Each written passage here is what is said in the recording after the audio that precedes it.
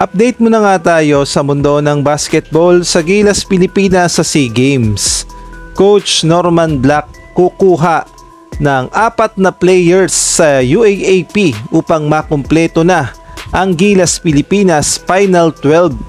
Ngunit bago tayo magpatuloy, pakipindot naman ang like, subscribe at ang notification bell para updated ka sa susunod kong i-upload.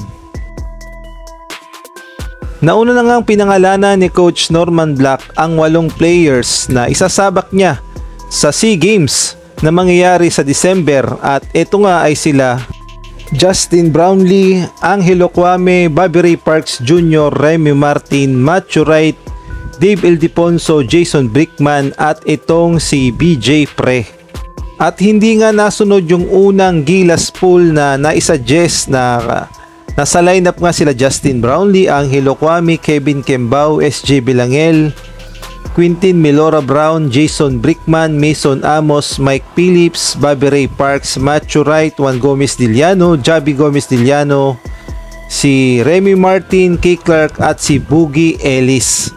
Ngunit ganun pa man ay alam nating lahat na solid pa rin naman ang mabubuong lineup ni Coach Norman Black dahil pinaghahandaan talaga natin ang SEA Games sa December dahil ang Pilipinas ang tinatawag na King of Southeast Asia pagdating sa basketball at wala ngang makatalo sa atin at pinanghahawakan talaga natin na ang Pilipinas lagi ang nauuna at laging nakakakuha ng gintong medalya.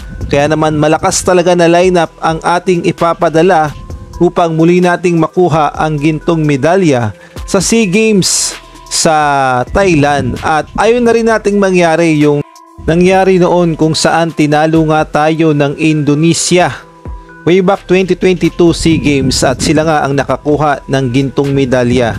Kaya naman iniiwasan ng maulit muli yun at talaga namang kumukuha na tayo ngayon ng mas malalakas pa na players at sobrang solid na lineup kapag nagkakaroon ng SEA Games. At ayon nga sa report, ang kukumpleto sa lineup ng Gilas Pilipinas dahil 4 na Gilas players na lang ang hinihintay at makukumpleto na ang Final 12 at kukunin nga yan sa mga UAAP players. At ayon nga kay Coach Norman Black, gusto niya mga big man.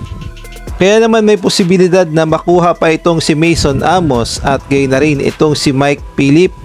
Matunog din ang pangalan ni Kaimani Ladi na mapasama sa lineup ni Coach Norman Black sa Gilas Pilipinas sa SEA Games dahil isa nga siyang legit na big man na may tira sa labas at napakaganda ng galawan at napakaliksi. Kaya naman expected na raw na baka makuha din itong si Kaimani Ladi ni Coach Norman Black sa kanyang binubuong lineup sa Gilas Pilipinas. Pagdating naman sa eligibility, wala namang problema dahil only passport rule lang naman ang ini-implement ng Thailand. Kaya naman pasok na pasok itong si Kaimani Ladi para sa Gilas Pilipinas sa SEA Games. At kailangan talaga nating kumuha ng mga malalakas na players. Kumbaga bubuo tayo ng super team dahil hindi natin pwedeng maliitin ang ibang kupunan sa Asia dahil kahit sila mismo ay nag-upgrade na rin at lumakas na rin ang kanilang mga players at yung iba sa kanila ay may mga halo na o may mga half America na silang players. Kaya naman papalag na sila sa hamon ng Gilas Pilipinas sa SEA Games sa Thailand sa December. Kaya naman kaabang-abang talaga ang mga posibleng makalaban ng Gilas Pilipinas at ang kanilang ilalatag na lineup.